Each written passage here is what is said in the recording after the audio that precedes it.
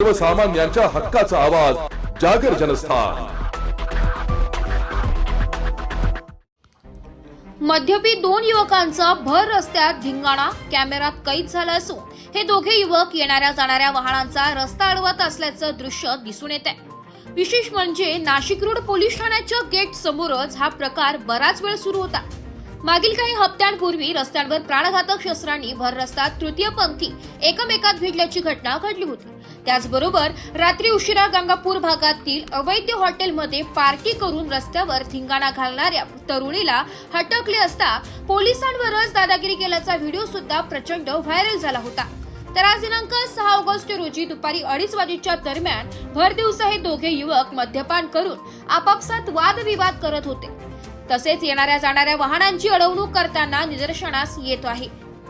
शहरात नेमके चाललंय तरी काय असा सवाल आता उपस्थित होत आहे। जागर जनस्थान करिता संदीप नवसे, नाशिक।